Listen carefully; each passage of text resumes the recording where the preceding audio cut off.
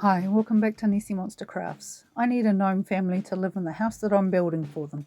So I'm turning the next 3 videos into a mini series of sorts, showing the whole process I used to make Papa Gnome.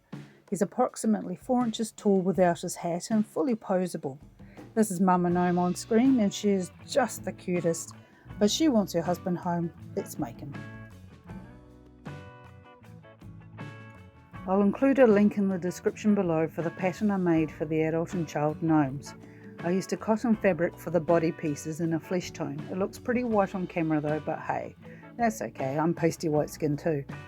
So I need to cut 2 body pieces, 2 arm pieces and 2 leg pieces. The feet or boots are made from brown corduroy.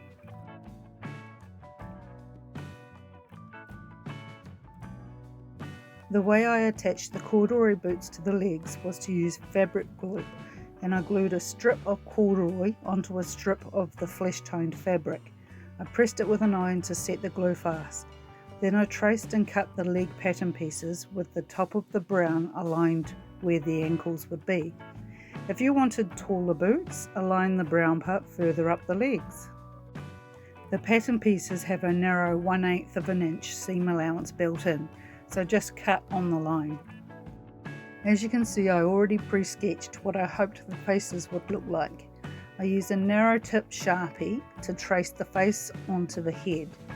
I have pre-tested this pen on a scrap of fabric just to make sure it doesn't run or bleed.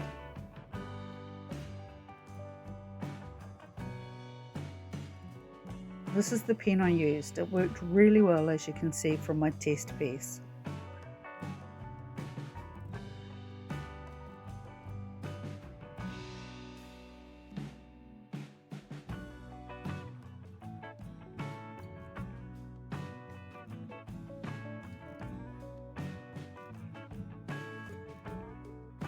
Position the face design near the bottom of the head.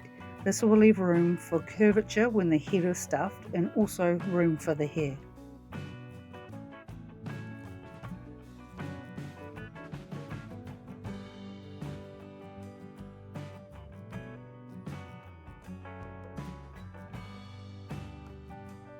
My fabric was just thin enough that I was able to trace my face design.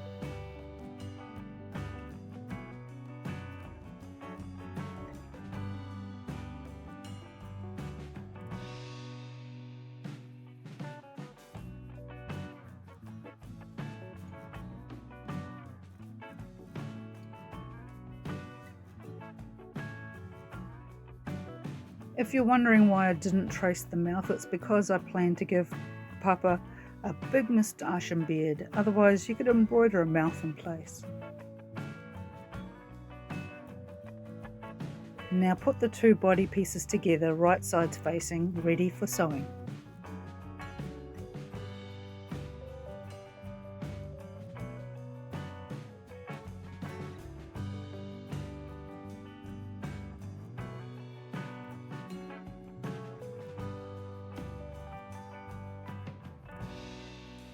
The first part on this bit to sew is just around the head.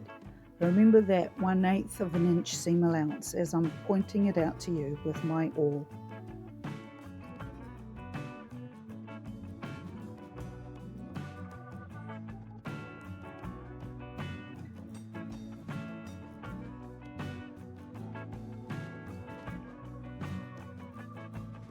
The 2 arm pieces need to be separated and folded down the middle.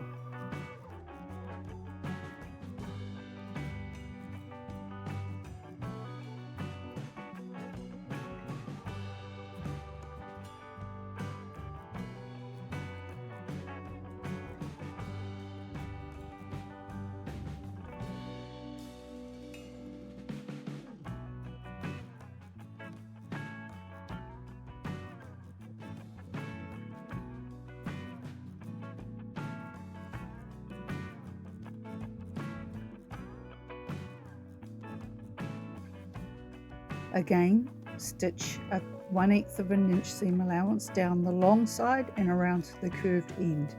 Leave the short straight end open.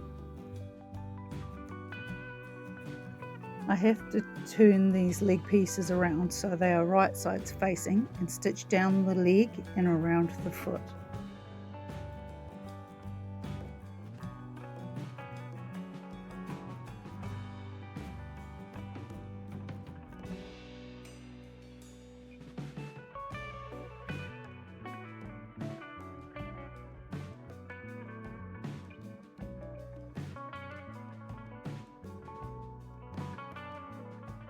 Remember, once you have stitched these pieces, clip all around the curves. It allows the fabric to ease into shape better once we stuff the doll. So that's the end of the arms, around the feet and the head. Skipping the step will affect the final result. Trust me, I tried it. If you're hand sewing like I did, keep your stitches as small and even as you can. Turn your pieces right side out now.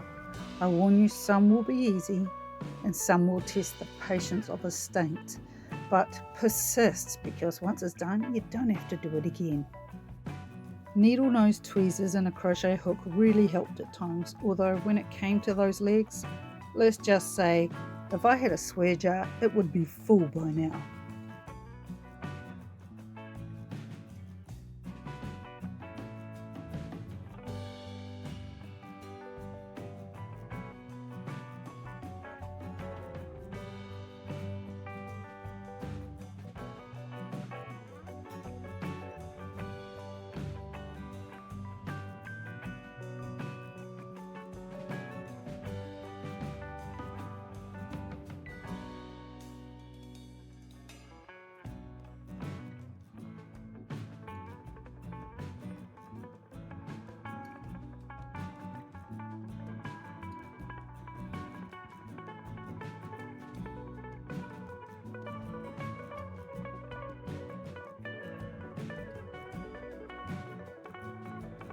To make them posable, I used Armature wire. I traced an outline around the body pieces to work out the rough size and shape of the doll I was creating.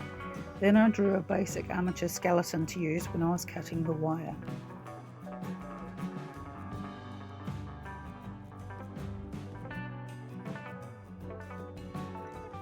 I cut the wire pieces for the body and arms slightly longer than the skeleton sketch to allow for turning the ends over the hands and the feet and the twisting of the wires together.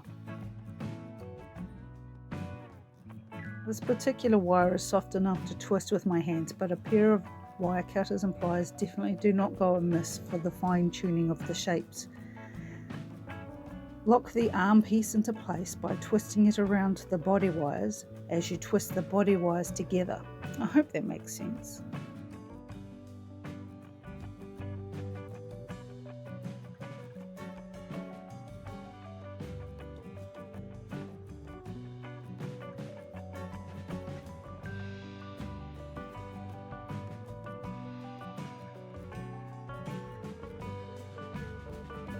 Curve the wire feet ends into shape. Make sure they aren't too long to fit in the feet of the fabric legs. Try to get the length of the legs as even as possible.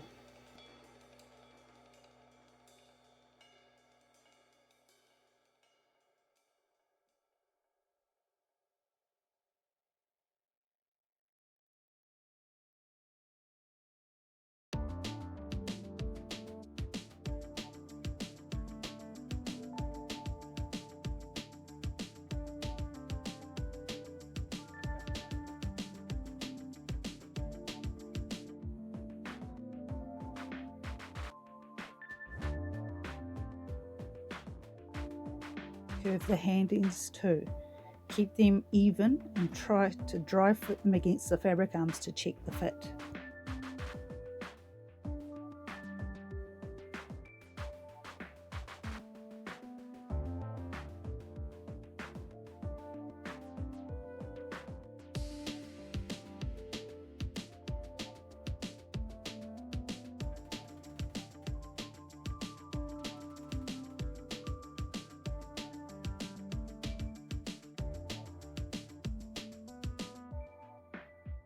Add a little stuffing into the doll head and then insert the wire armature head. Add more stuffing both in the front and the back of the head. Polyester stuffing can be kind of pricey at hobby and craft stores, but I found it was much cheaper to buy a very cheap bed pillow from a department store and use the stuffing from that instead. If you're making little things like this, a little stuffing will go a long way.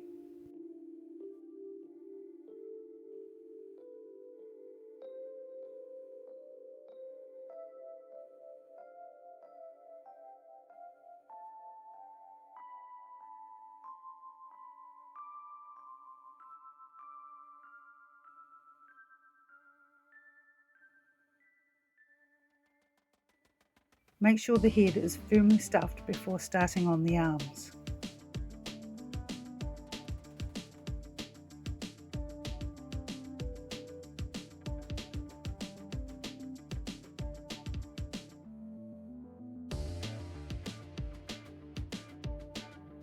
Have your needle and thread ready to go.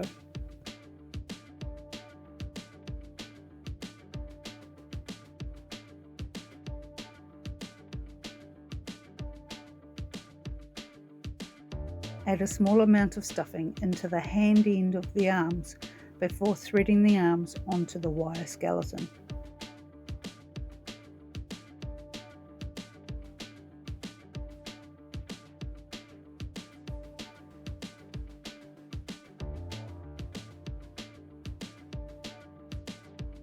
Then add more stuffing in front and back of the arm to help hold the wire in place. Tweezers are really useful for this. Again, you will want it firmly stuffed.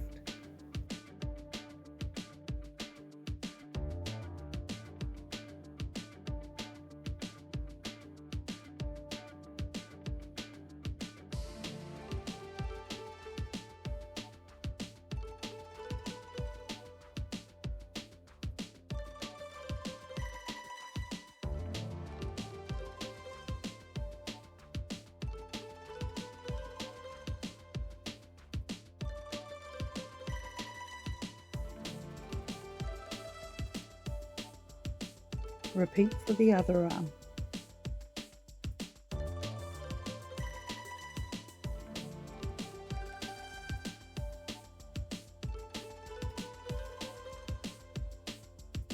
Make sure you have both hands curved the same way.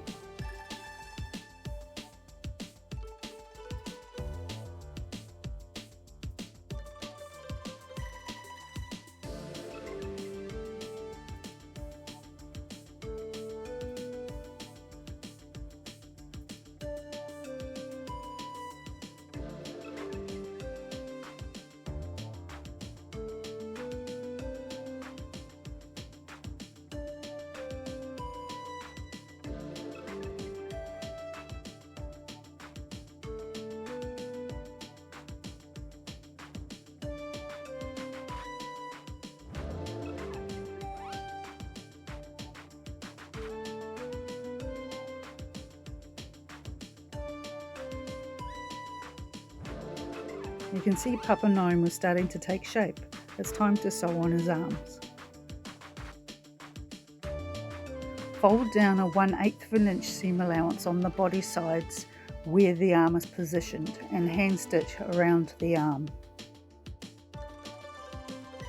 When the arm is stitched in place, then join the side seam of the body underneath it using the same 1/8 of an inch seam allowance. And repeat on the other side.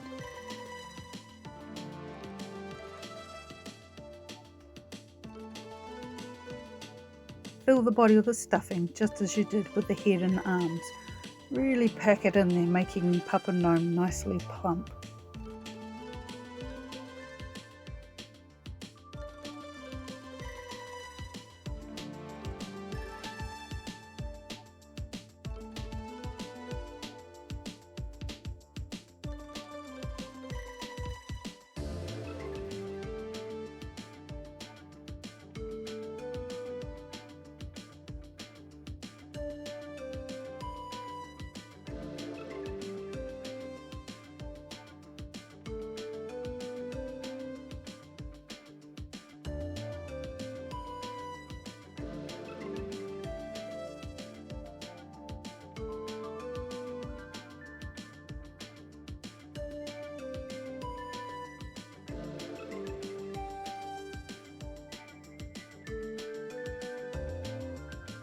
Now, as before, add some stuffing into the feet before threading the legs onto the wire skeleton.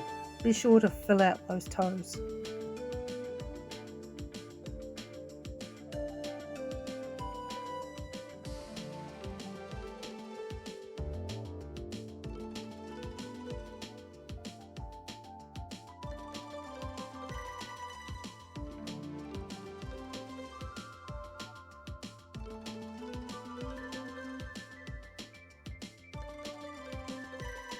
Now stuff the legs like I did with the arms.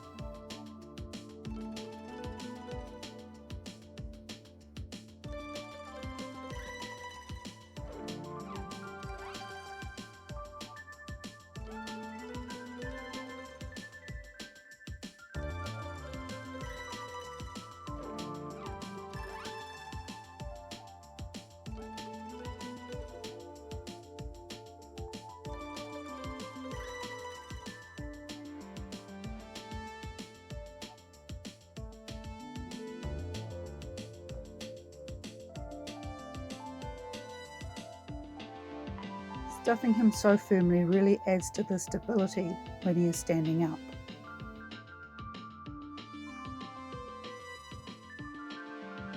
Whoops, some of Papa's belly stuffing is popping out, but never mind, I can shove it in somewhere else.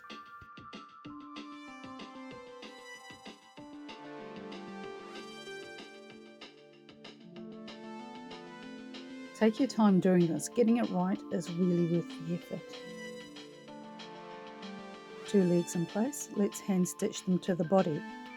I folded the body seam allowance over as I went along, and again I tried to keep my stitches as small and as even as possible.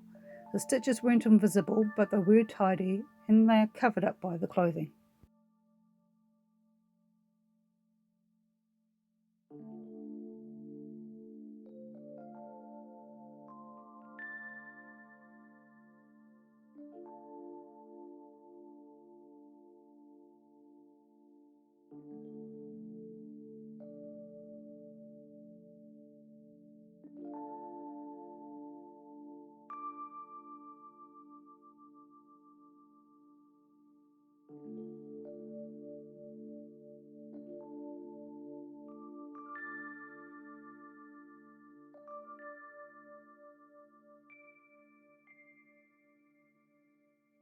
Go around each leg and catch a few stitches between the legs in the crotch area to pull it closed.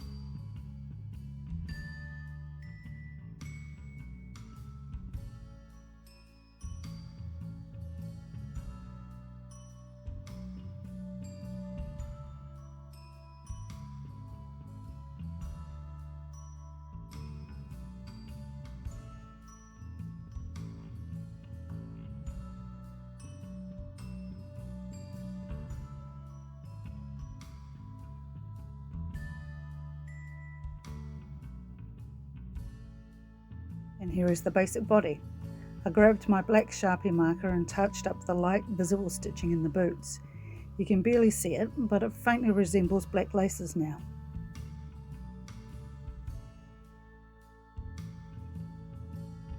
For the soles of the boots, I used leftover scraps from the EVA skirting boards and door frames. I used super glue gel to stick them to the bottom of the boots, and when it's set, I just trim around with scissors to shape them. I glued the painted side of the foam to the boots just to give the glue a better surface to stick to. You can see I just used my fingernail to mark out a rough outline of the foot, so I knew where to spread the glue. EVA foam marks really easily.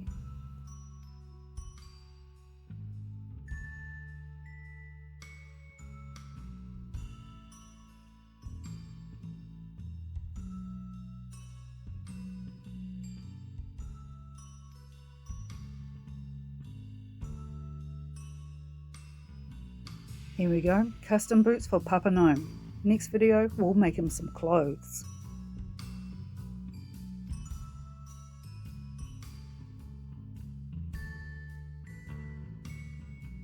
If you've enjoyed this video, I'd really appreciate it if you hit the like button and subscribe to my channel. Ring the notification bell so you don't miss out on any new uploads, and leave a comment because I'd love to hear from you. It really helps my channel to grow. If you want to share your own crafty ideas and projects, join my Facebook page called Nessie Monster Crafts. And we have Fun Day Fridays where we can all show off our latest works in progress. If you can afford it, please consider buying me a coffee. Links for both my Facebook group and coffee account are in the description below. Thanks for watching, and I'll see you next time. Bye!